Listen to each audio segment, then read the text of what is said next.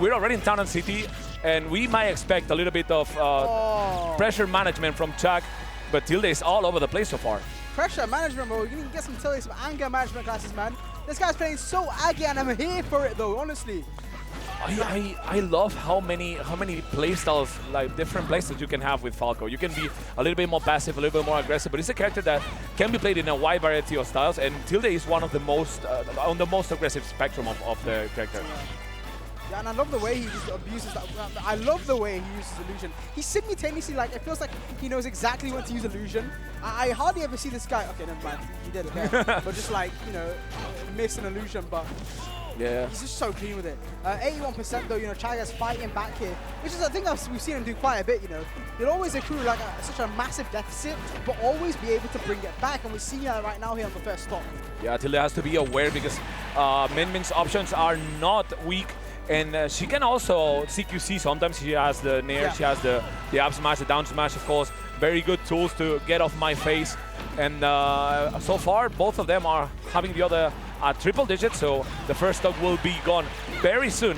But at the very same moment, they're both playing a little bit more passive as for now, Reka. Oh, definitely so, and just knocking in too high hell there. Tilde losing the first stock of this tournament, of this set, sorry. And big neutral there coming up from Tilde, knocking out Chag. Knocking out Chag's first stock as well. And we're back on even Stevens, but Chag is going to take the initiative here. Knocking him all. Putting in from a spin, but there we go. Tilde trying to find an up air, trying to find an up tilt. Sort of finds it, but isn't able to capitalize on it. But finds this one anyway. Forward air. Can he continue into the other one, but overextends just a little bit? Yeah, and Chag is capable of being back onto the stage. He has to be careful because Min Min's recovery may be, even though it's not as bad as it looks, it may be one of her weakest tools.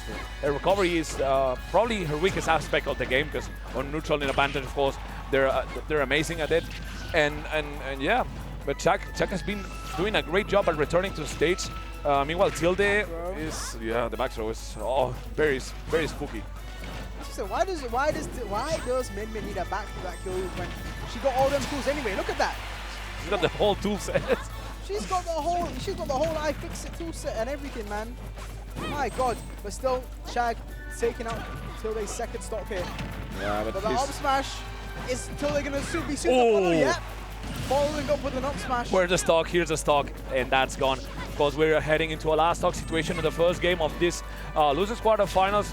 The first game can be very beneficial, of course. You will get the counter picks afterwards, and you have a little bit of a breathing room in case you can, lose the game afterwards and be completely fine because you already had done your job previously. Yeah, honestly, this guy's just trading hits back and forth here, but I don't think Tilde can take any more here. Just trying to make it back to stage here. Chag just throwing out these arms like there's no tomorrow, and for good reason as well. Can he make it back? He manages to grab ledge just in time here. Neutral air. Yeah. Ooh, that mega one not managing to take him out, surprisingly. Beautiful DI there from Tilde. But really, the rope's wearing thin, man. Yeah. I don't think he's going to be able to last that long. He's not going to get many more chances at this point. Tilde is on the verge of losing that first game. That could have been an up smash. And there it is, waiting perfectly for Tilde's up tilt. Of course, one of the best Falco tools. But when you use it at the wrong time at this percentage, you will lose the stock, and therefore the first game goes to the Mexican. And we'll see how it goes. We'll see how Tilde adapts to it. I believe we may see a change of scenario. But, oh no, they're going just right back at Town and City. Yeah, I mean, once again, a very unassuming up tilt in terms of his range. He's got a very, a massive amount of range, but obviously using it up close like that, spaced a bit, unfortunately. And then Tilde just got the foot to the face, man. All the way upwards, losing that first game. But starting things off once again with the illusion, just like we saw at the start of game one. Could we see that offense come back from Tilde? I can't lie, he was sort of just falling to pray to Chag sort of aggressive Min Min game plan. Yeah, it felt a little bit like Tilde at the very beginning. He had found a way of being aggressive without committing too much, and then afterwards, beautiful round by Chag, sealing out his stock. Tilde was finding the equilibrium between being aggressive but not being over-aggressive. Yeah. And then afterwards, he started being over-aggressive.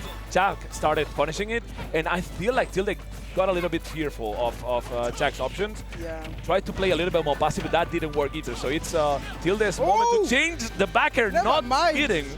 Woo. Bring him around town, man, honestly. 104%. He can jumping over the illusion, but still getting clipped by that forward anyway. It's an important stop here. Nice. There we go. Tilde back in the game now.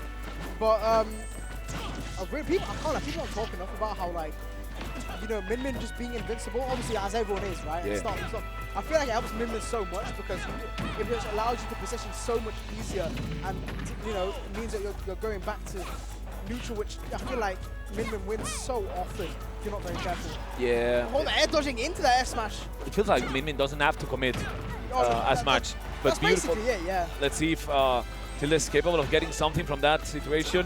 No, Chag gets back on stage safe, but not without a little bit of a scary scenario. He needs to go back, and Tilde is getting more aggressive. Beautiful downer by the American, just getting that second stock from Chag, and now it's time for the Mexican to just bring it back. Yeah, I mean, this ledge scenario is all too familiar to Tilde. He manages to find an opening with a grab, though. This is big, and he's going to be building up all that damage. He waited for the dive kick, in fact, just to continue on his oppression here. Oh my god, the damage just keeps going. Can we see triple digits? Or maybe even death? Ledge triple attempts is going to get punished heavy with the up smash there. Yeah, Chag is really good at acknowledging the situations in which he has to just up smash out of shield. We've seen very often punishing Tilde's up tilts with his options, and also the get up was probably not the best option by Tilde, because Chag was very much aware of that situation and just up smash and took the stock. And now things may seem like very Tilde favorite, but any situation could prove him wrong. Yeah, honestly, we've seen a lot of times where Chag has been able to call himself all the way back here, but he's gonna have to get back to ledge here, but and he definitely can't at the threat of that forward air, man. Just absolutely beamed into the side blasters there. Tilde taking game 2. Yeah, I really like how Tilde took advantage of the situation Chag was in. Chag was trying to get back on stage by throwing his arms, or her arms in this case, and Tilde just went underneath it and just fared. It's something that we haven't seen from Tilde that much so far in these 2 games. But maybe use it as a mix-up, maybe, I don't know. But he hasn't been as aggressive off stage, and now he's trying to be. We saw it the last 2 stocks. Every time Chag was off stage, the pressure from Tilde was a little bit more on Chag's side, and he had to take some risk. And in this case, it was in favor of Tilde. Definitely, I think it's definitely due to a lot of like Chag stage control in game 1. Tilde really struggling to find himself, you know, a way in the first place on stage. How are you even going to bother and try and get in capitalizing him off stage when you can't even deal with him on stage? You know? Yeah. It was sort of an issue here, but you know, he's able to. He found a lot of grabs in that last game. He found a lot of openings, enabled him to play, you know, a lot more aggressive off stage too. As a result, let's see if he can continue that here in game 2. Finds the illusion here to follow up, but nothing after that, unfortunately. That slides his way in. Chag trying to punch his way in until they're going to take to the skies. Yeah, here's the thing. We see whenever Tilde misses everything, Chag is very, very aware to use his options.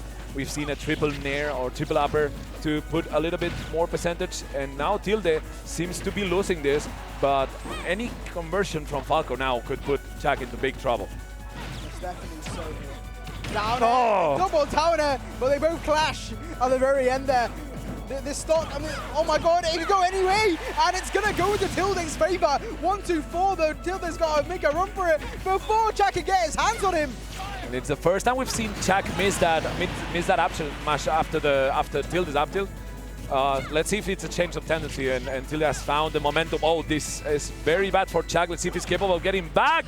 The up B will collide with the bird. I mean, you're asking for a change of tendency, but Tilde's moving all for battle here. Just going all in. He's going all in, man. He's just making sure he can get every hit possible. Doesn't even care what the risk is. He only knows reward.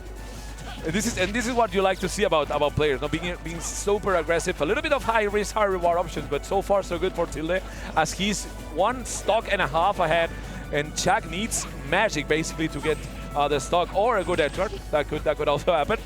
Yep, definitely dash attack in there.